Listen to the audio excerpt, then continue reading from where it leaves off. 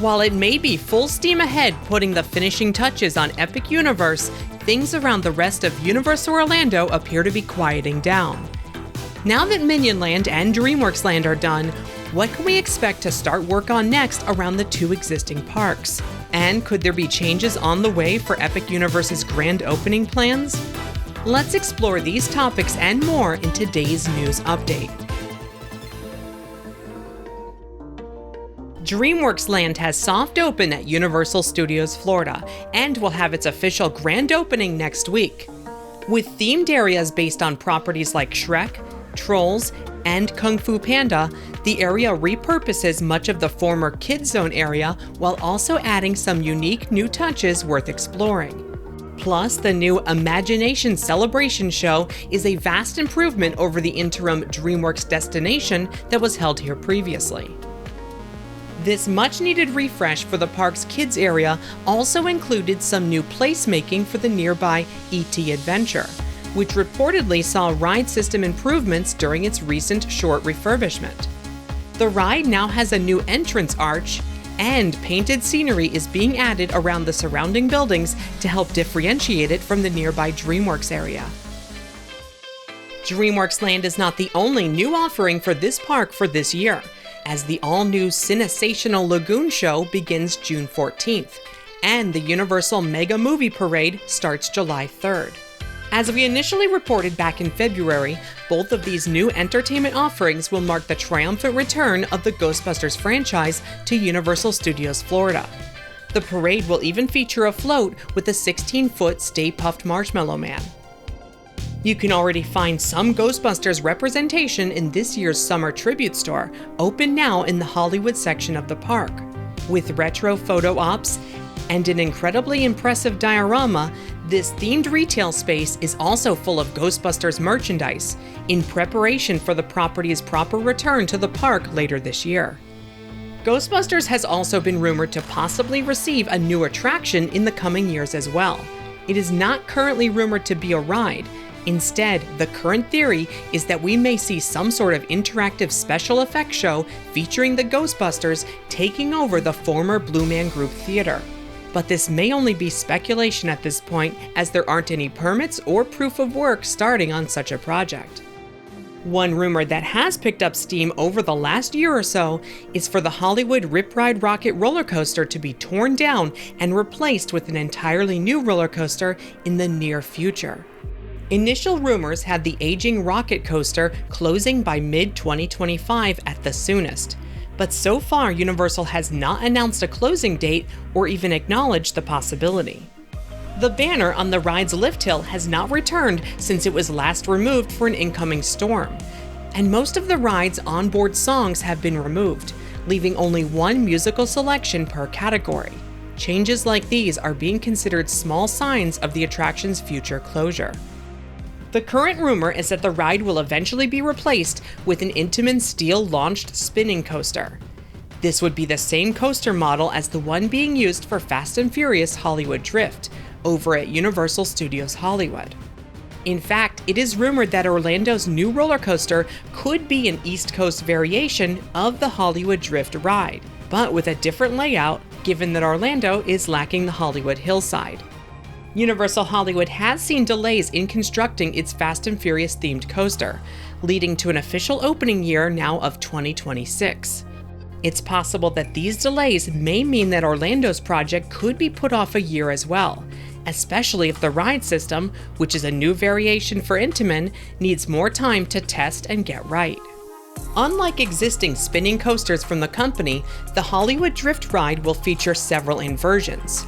It will also be much faster than prior iterations, which are promoted as family coasters, as the Hollywood Drift ride is expected to feature a top speed of around 73 miles per hour.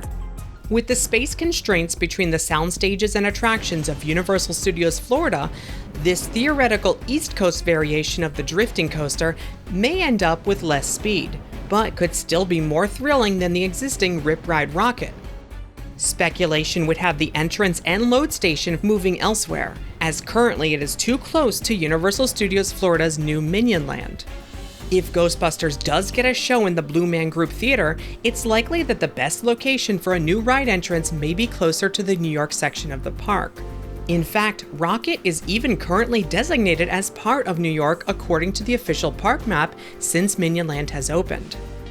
While Rockit's days may be numbered, whether it closes in 2025 or 2026, it seems as though the Simpsons ride may have a bit more time to stick around than we had originally thought. The Springfield replacement project is once again rumored to be completed by around 2030, and is still rumored to be based on Pokemon. Although Orlando's version could be different from the ride that's coming soon to Universal Studios Japan. It is believed that the Simpsons contract is up in 2028, and they may attempt to keep it open as long as possible before closing for something new. Zelda is still being eyed as the replacement for Lost Continent in Islands of Adventure, but rumors suggest that ride concepts for this future edition have once again gone back to the drawing board. There are currently no permits or plans for demolition of the abandoned Sinbad Theater and Poseidon's Fury buildings at this time. The Epic Universe Preview Center in CityWalk was officially announced to be opening this month. A portal entry is being added to the front of the building, as well as a large LED screen. The Preview Center will showcase the large-scale model of the entire park that we saw in promotional footage earlier this year. Plus, we may be able to peer into the attractions using AR technology. There will also be photo ops themed to the park's 5 worlds and new merchandise. Also in CityWalk, the former Cinnabon and Surf Shop have been completely gutted, with their front walls removed.